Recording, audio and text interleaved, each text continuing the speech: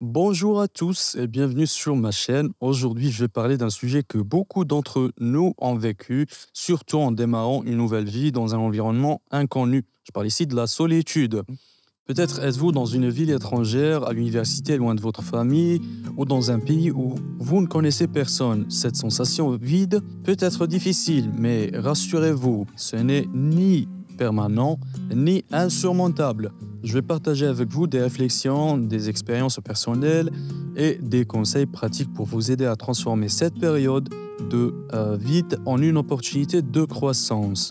Alors la solitude est une émotion humaine normale, souvent perçue comme négative, mais elle peut aussi être révélatrice. Voici quelques points pour mieux comprendre ce que vous ressentez.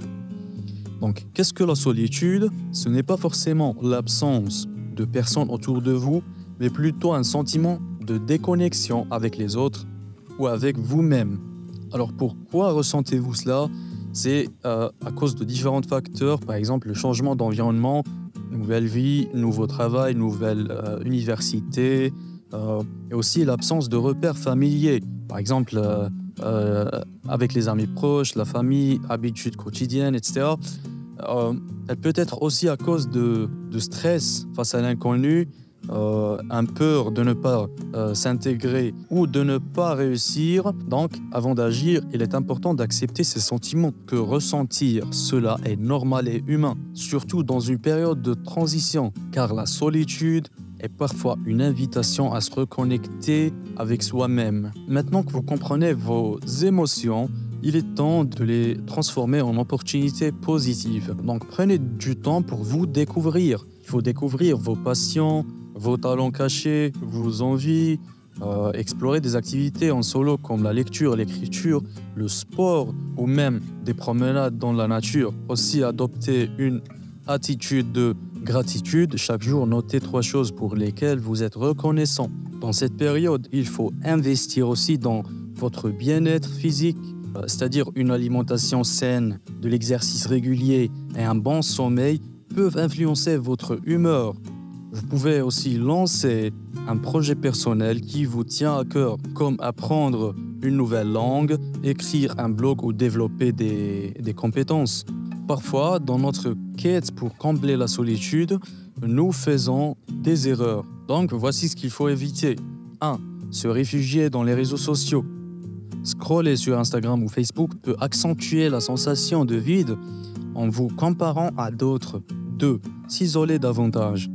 Bien que le temps en solo soit bénéfique, ne restez pas coupé des interactions humaines trop longtemps. 3. Chercher des solutions rapides. Donc évitez de penser qu'une nouvelle relation ou une activité pourra immédiatement résoudre vos sentiments.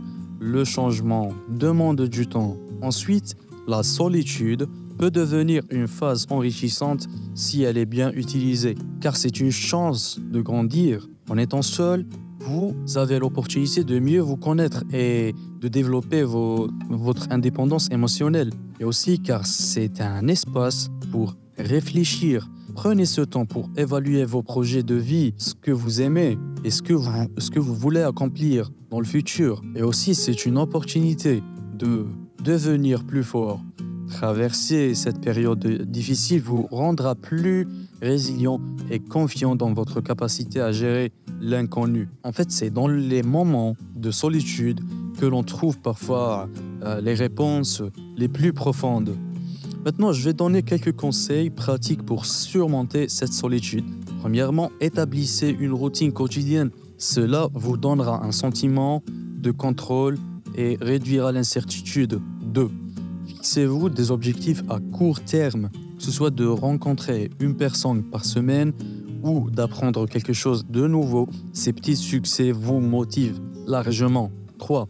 Impliquez-vous dans votre environnement, c'est-à-dire explorer votre ville, participer à des événements locaux, découvrez la culture qui vous entoure. 4. Consultez un professionnel si nécessaire. Si la solitude devient trop pesante, parler à un psychologue ou un coach peut vous aider. Et pour conclure, la solitude est un sentiment universel, mais elle peut aussi être une opportunité de transformation personnelle. Vous n'êtes pas seul à ressentir cela. et vous êtes capable de surmonter ces moments difficiles.